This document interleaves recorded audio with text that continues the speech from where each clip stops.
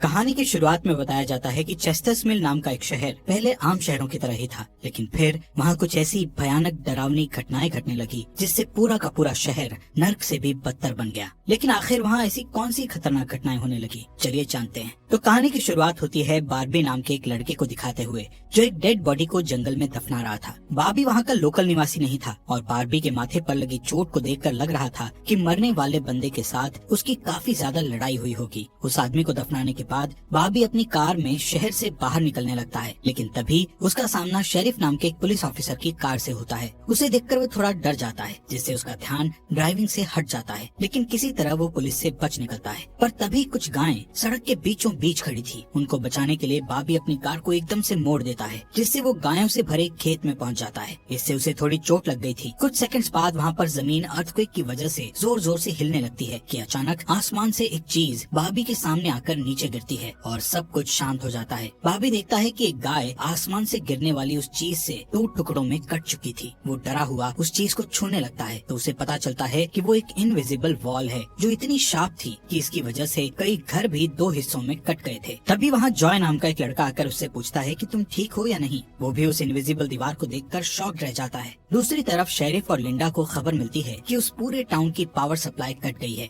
Phone lines बंद हो गई हैं और इंटरनेट भी काम नहीं कर रहा है। यहाँ तक कि सारे सैटेलाइट कनेक्शंस भी काम करना बंद कर गए थे। तभी शहर के ऊपर से उड़ रहा एक प्लेन उस इनविजिबल वॉल से टकराकर क्रैश हो जाता है, जिसे देखकर लोग और भी ज्यादा घबरा गए थे। और ये बात कंफर्म हो जाती है कि ये सिर्फ एक इनविजिबल दीवार नहीं बल्कि एक राउंड शेप डोम यानी गुम्बद है, जिसने आधे शहर को कवर कर लिया है। वहीं दूसरी साइड हम एक रेडियो स्टेशन पर फिल और उसकी असिस्टेंट डोडी को देखते हैं जो सिग्नल लाने की कोशिश कर रहे थे। वो दोनों थोड़ा कंफ्यूज थे कि अचानक सिग्नल क्यों चला गया। यहाँ पर फिल को लगता है कि ये अच्छा मौका है उनकी रेडियो रेटिंग्स को हाई करने का, इसलिए वो दोनों सिग्नल को ठीक करने में लग जाते हैं। वहीं एक फायर ट्रक डोम की दूसरी तरफ से आ रहा था, जिसे देख बार्बी ट्रक वाले को इस इनविजिबल वॉल की तरफ इशारा करता हुआ उसे रुकवाकर क्रैश होने से बचा लेता है। थोड़ी देर बाद वहाँ इन्वेस्टिगेशन करने के लिए कुछ पुलिस वाले आते हैं, पर इस इनविजिबल डोम को समझना उनके बस की बात नहीं थी। उसी समय वहाँ पर एक शहर का काउंसिलमैन जिसका नाम बिग जिम था वो भी पहुँच जाता है, लेकिन उसे भी इस डोम के बारे में कुछ भी समझ नहीं आता। यहाँ पर पुलिस को इन्फॉर्मेशन मिलती है कि उस शहर की तरफ आने वाले सभी रास्तों को बंद कर दिया गया है, क्योंकि उस डोम की वजह से बहुत सारे एक्सीडेंट हो रहे हैं। इसके थोड़ी दूर घर पर जूनियर नाम का लड़का एंजी नाम की लड़की के साथ इंटीमेट हो रहा था। एंजी पेशे से नर्स थी और जो की बड़ी बहन भी थी। इंटीमेट होने के बाद जूनियर एंजी से कहता है कि मैं तुमसे बहुत प्यार करता हूँ, लेकिन एंजी उसे कहती है कि वो उसके लिए ऐसा कुछ फील नहीं करती। इससे जूनियर का दिल टूट जाता है और उन दोनों में बहस होने लगती है। यहाँ पर उनकी बहस इतनी बढ़ जाती है कि एंजी उसे थप्पड़ मारकर वहाँ से चली जाती है। इसके बाद हम 3 लोगों की फैमिली को देखते हैं, जिसमें मदर कैरोलीन, एलिस और उन दोनों की बेटी नोरी उसी टाउन की तरफ जा रही थी। उन्हें इस बात की खबर नहीं थी कि डोम ने उस टाउन को कवर किया हुआ है। दूसरी तरफ हम जूलिया नाम की एक इन्वेस्टिगेटिव रिपोर्टर को देखते हैं, जिसका चेस्टर्स मिल शहर में बहुत नाम था। एक दिन एक औरत उसे एक सीक्रेट खबर देने के लिए कॉल करती है। वो औरत उसे बताती है कि उसने उस वीक चेस्टर्स मिल में प्रोपेन से भरे 6 ट्रक को जाते हुए देखा है और उसके हिसाब से इतनी बड़ी क्वांटिटी में प्रोपेन जैसे फ्यूल का शहर में आना किसी खतरनाक प्लान का हिस्सा हो सकता है। जूलिया उस औरत को इस बारे में इन्वेस्टिगेशन करने का वादा करती है, पर वो अपने काम में ज्यादा बिजी होने के कारण उस पर ध्यान नहीं दे पाती।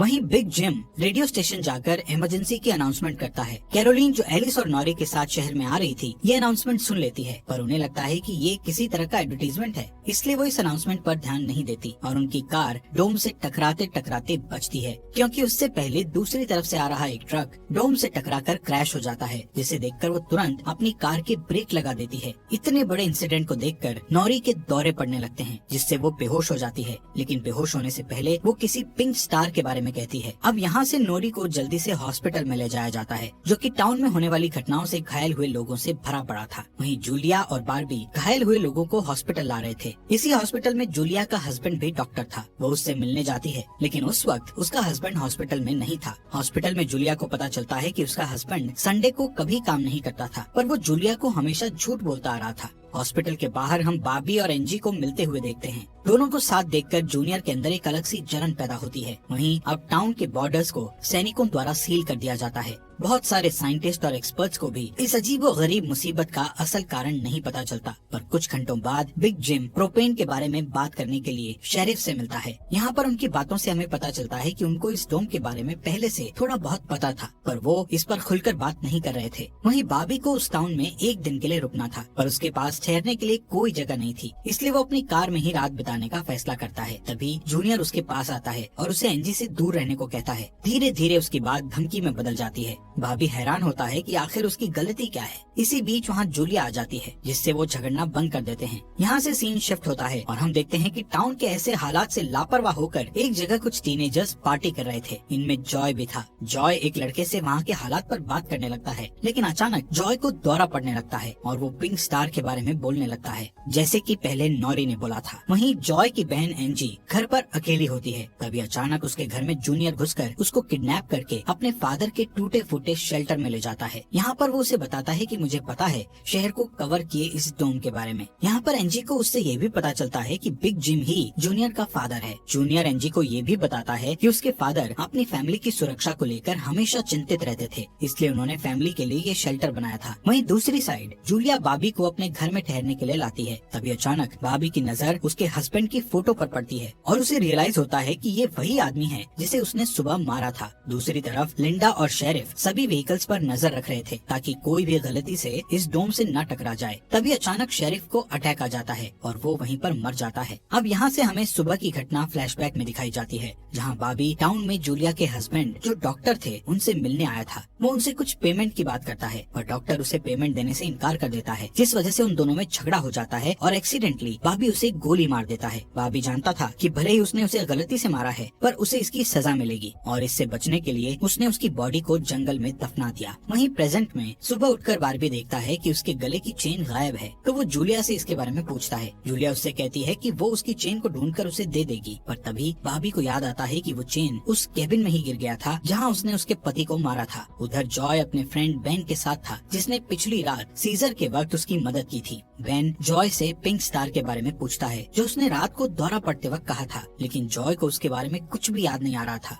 वहीं रेडियो स्टेशन में डोडी एक स्पेशल डिवाइस की मदद से डोम के बाहर वाले लोगों से कांटेक्ट करने में सक्सेसफुल हो जाती है। वो सोल्जर्स को आपस में बात करते हुए सुन सकती थी, पर वो उनसे कुछ नहीं कहती। वहाँ सोल्जर्स भी कंफ्यूज थे कि आखिर ये इनविजिबल वॉल क्या है। दूसरी तरफ बिग जिम रेस्टोरेंट में बैठा ब्रेकफास्ट कर रहा होता है कि लिंडा वहाँ आकर उसे शेरिफ के मरने की खबर सुनाती है, जिससे वो लोग तुरंत बंकर में डेड बॉडीज को दफनाने वाले के पास जाते हैं, जिसका नाम लेस्टर था। उधर एंजी शेल्टर में किसी को मदद के लिए बुलाने की पूरी कोशिश करती है, पर वो कामयाब नहीं होती। तभी जॉय वहाँ आता है और उसे चेन के जरिए बेड से बांध देता है। वहीं बिग जिम लेस्टर को अपने साथ लेकर आता है, जो कि शेरिफ का ही दोस्त था। शेरिफ की मौत से वो बहुत दुखी और परेशान हो जाता है। जब लिंडा उनके आसपास नहीं होती, तब वो और बिग जिम पिछले महीने होने वाले प्रोपेन के इंपोर्ट के बारे में बात करते हैं कि प्रोपेन के इंपोर्ट में उन तीनों का ही हाथ था और उन्होंने टाउन वालों से ये बात छुपाई थी। शेरिफ की मौत से ये कंफर्म हो गया था कि वो उनकी इन्वॉल्वमेंट के बारे में किसी को कुछ नहीं बता पाएगा, जो कि उनके लिए अच्छी खबर भी थी। उसी दिन बाद में लिंडा पुलिस स्टेशन आती है तो देखती है कि बिग जिम शेरिफ के ऑफिस में कुछ ढूंढ रहा है। लिंडा के पूछने पर जिम उसे कहता है कि वो वहाँ शेरिफ की वसीयत के पेपर्स ढूंढ रहा है, लेकिन असल में वो वहाँ प्रोपेन के इंपोर्ट से जुड़े पेपर्स को ढूंढने आया था, जो उसे और लेस्टर को परेशानी में डाल सकते थे। वो तुरंत बाहर आकर शेरिफ को बताता है कि मुझे लगता है वो पेपर शेरिफ के घर में होंगे, जिन्हें लाने के लिए वो लेस्टर को तुरंत उसके घर भेजता है। इसी बीच जूलिया जल्दी से रेडियो स्टेशन पर डोडी के पास जाती है, जहाँ वो देखती है कि वो लोग डिवाइस के जरिए डोम के बाहर खड़े सैनिकों की बातचीत सुन सकते हैं। उनकी बात सुनने पर जूलिया को पता चलता है कि वो लोग जमीन खोदकर डोम को बाहर निकालने की कोशिश कर रहे हैं, पर वो इस काम में कामयाब नहीं हो पा रहे हैं। इसके बाद जूलिया रेडियो के जरिए पूरे टाउन में डोम वाली खबर को फैला देती है, जिससे लोगों में डर पैदा हो जाता है और लोग घबरा जाते हैं। वहीं जॉय और बेन बॉर्डर के पास साइंटिस्ट को अपना काम करते हुए देखते हैं। साइंटिस्ट ये देखते हैं कि डोम के ऊपर पानी का क्या असर होता है, पर उन्हें ज्यादा कुछ समझ नहीं आ रहा था, जिससे वो किसी नतीजे पर नहीं पहुंच पाते। वहीं जॉय देखता है कि ये डोम एक छलनी की तरह है। वो बेन से बताता है कि इस डोम में से बिल्कुल मामूली सा पानी आर पार जा सकता है। दूसरी ओर बार्बी अपनी चेन ढूंढने जूलिया के हस्बैंड डॉक्टर के केबिन में जाता है। वहाँ उसे उसका चेन मिल जाता है, पर तभी जूनियर वहाँ आकर उसे देख लेता है। जूनियर उससे पूछता है कि क्या तुम एंजी के साथ सोए थे। यहाँ पर बार्बी को लगता है कि शायद उसने उसे चेन ढूंढते हुए देख लिया है और इसीलिए वो जूनियर को ऐसे ही वहाँ से जाने नहीं दे सकता था, इसलिए वो जूनियर को बहुत बुरी तरह से पीटने लगता है। वहीं हम देखते हैं कि लेस्टर शेरिफ के घर पहुंचकर प्रोपेन इंपोर्ट के पेपर्स को ढूंढने लगता है। कुछ टाइम बाद उसे वो पेपर्स ड्रॉवर में मिल जाते हैं, तभी वो उन्हें जला देता है। जब वो वहाँ से जाने लगता है तो उसका पैर लगने से पेपर्स की आग घर के पर्दों पर लग जाती है, जिससे आग की लपटें पूरे घर में फैल जाती हैं और पूरा घर जलने लगता है, जिसे देखकर जल्दी ही बहुत सारे लोग जमा हो जाते हैं और आग बुझाने की कोशिश करते हैं, पर फायर ट्रक के बिना आग बुझाना नामुमकिन था। अगर वो लोग घर को जलने देते तो डोम के अंदर का टेम्परेचर बहुत बढ़ जाता, जिससे लोगों की जानें भी जा सकती थी, इसलिए सब मिलकर आग बुझाने में लग जाते हैं। बाबी लोगों को आग बुझाने में लीड करता है। तभी लिंडा को घर के अंदर से लेस्टर की चीखने की आवाजें सुनाई देती है। वो अंदर जाकर उसे घसीट कर बाहर निकाल लाती है और इलाज के लिए डॉक्टर के पास भेज देती है। यहाँ पर लोगों को आग बुझाने में 1 घंटे के बाद भी कामयाबी नहीं मिलती, उल्टा आग और भड़क जाती है। आखिर में जिम लोडर लेकर आता है और घर को गिरा देता है। तब कहीं जाकर आग शांत होती है। इसके बाद सारे थके हुए लोग इकट्ठा होते हैं। उनमें से पॉल नाम का एक पुलिस वाला फ्रस्ट्रेट होकर कहता है कि हम सभी लोग इस डोम से कभी भी बाहर नहीं निकल पाएंगे, क्योंकि ये डोम आग से जो धुआं निकला है उसे बाहर नहीं निकलने दे रहा।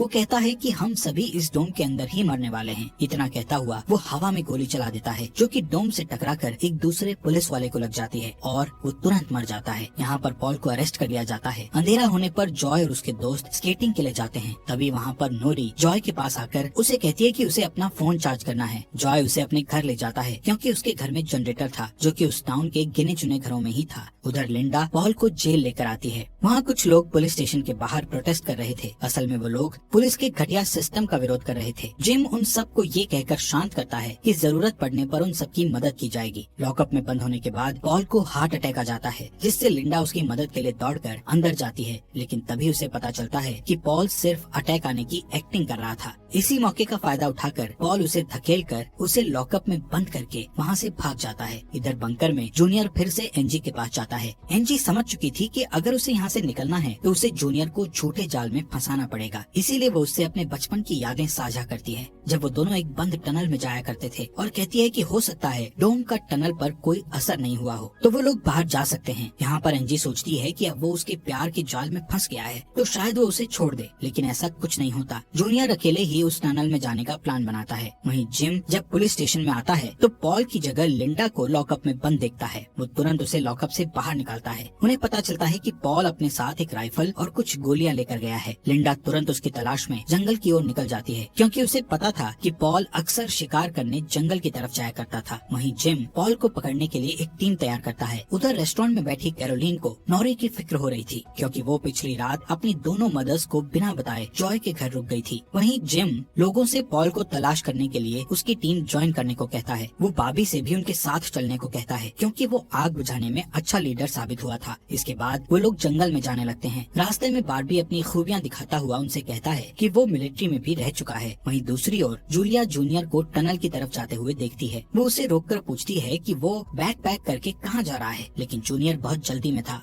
और वो नर्वस भी था। वो कहता है कि मैं बस यहीं पास में अपने दोस्त से मिलने जा रहा हूँ। इससे जूलिया का शक उस पर और भी बढ़ जाता है और वो उसका पीछा करती हुई टनल तक पहुँच जाती है। उधर जॉय के घर पर जॉय और नौरी साथ में नाश्ता कर रहे थे। जॉय पहले कभी किसी लड़की के साथ अकेला नहीं रहा था, इसलिए थोड़ा नर्वस फील कर रहा था, जबकि नौरी कॉन्फिडेंट थी और बातचीत में भी हाजिर जवाब थी। तभी बेन और 2 लड़कियों को अपने साथ लेकर उसके घर आ जाता है, जिन्हें फोन चार्ज करना था। उन्हें इम्प्रेस करने के लिए बेन को जनरेटर यूज करना था, जिसके लिए जॉय बेन को थोड़ी बेदिली से इजाजत दे देता है, क्योंकि उस टाउन में जनरेटर एक बहुत काम की चीज थी और इस तरह उसका मिसयूज करना उसे सही नहीं लग रहा था। उधर जंगल में हम देखते हैं कि सर्च टीम पॉल को ढूंढ लेती है, पर उसी टाइम पॉल एक लड़के की टांग में गोली मार देता है। दूसरा लड़का भी उसे संभालने के लिए वहीं रुक जाता है, जबकि जिम और बार्बी पॉल के पीछे भागते हैं। दूसरी तरफ जूनियर टनल के आखिरी सिरे पर पहुंच जाता है, जहां पहुंचकर उसे पता चलता है कि डोम ने टनल को भी कवर किया हुआ है। वो दीवार के बिल्कुल करीब पहुंच जाते हैं, जिससे उसकी टॉर्च जलने लगती है। तभी जूलिया वहां आकर उसे वार्न करती है। जूलिया को देखकर जूनियर को बहुत गुस्सा आता है, क्योंकि वो उसका पीछा कर रही थी। इस बाद से जूनियर पागलों की तरह उस इनविजिबल वॉल को मुक्के मारने लगता है, जिससे जूलिया उसे रोकती है। फिर दोनों बैठकर बात करने लगते हैं। जूलिया उसे बताती है कि अपने पास्ट में की गई एक गलती की वजह से वो जर्नलिस्ट की इस बेकार सी जॉब में फंस गई है। उधर जॉय का घर लोगों से भर जाता है जो अपनी अपनी जरूरत के लिए उसके जनरेटर को यूज करने के लिए आए थे। एक बदमाश लड़का लोगों से जनरेटर यूज करने के बदले में पैसे वसूलने की कोशिश करता है, जो कि उसका था ही नहीं, लेकिन उसके खिलाफ बोलने की किसी में हिम्मत नहीं थी। ये देखकर नॉरी सब कुछ हैंडल करने के लिए आगे बढ़ती है, पर मामला और भी ज्यादा गर्म हो जाता है। लेकिन इससे पहले कि कुछ गलत होता तभी लाइट ही चली जाती है। नॉरी इस बात से बहुत खुश होती है कि जॉय ने उस बहस में उसका साथ दिया। वहीं जंगल में बॉबी और जिम पॉल तक पहुंच जाते हैं, पर पॉल ने अपनी राइफल निकाल रखी थी, जिससे वो जिम को मारने ही वाला था कि तभी पीछे से लिंडा आकर उसे शूट कर देती है। दूसरी साइड कैरोलीन जॉय के घर जाकर अपनी बेटी नोरी से मिलती है। वो नोरी से कहती है कि उसे थोड़ा जिम्मेदार बनना चाहिए। उसकी डांट सुनकर जॉय और नोरी एक दूसरे का हाथ पकड़ लेते हैं, जिससे एक स्ट्रेंज स्पार्क पैदा होता है और उसी वक्त दोनों को दौरे पड़ने लगते हैं। वो दोनों एक साथ किसी पिंक स्टार के बारे में बात कर रहे थे। उधर जूनियर शेल्टर में एनजी के पास जाता है, लेकिन इस बार उसके हाथ में फर्स्ट एड किट थी। एनजी उसके जख्मों पर मरहम पट्टी करती है और चुपके से सीजर अपने पास रख लेती है। वहीं हम देखते हैं कि जूलिया और बार्बी दिन भर की थकान के बाद वापस घर लौटते हैं, लेकिन जूलिया जूनियर की बातें सुनने के बाद से ही बार्बी पर शक करने लगी थी। और जब बार्बी नहाने जाता है तो जूलिया उसका सामान छोड़ना। और आपको ये अंडर द डोम सीरीज यहाँ तक कैसी लगी? इस सीरीज के नेक्स्ट एपिसोड लाएं या नहीं, कमेंट बॉक्स में हमें जरूर बताएं।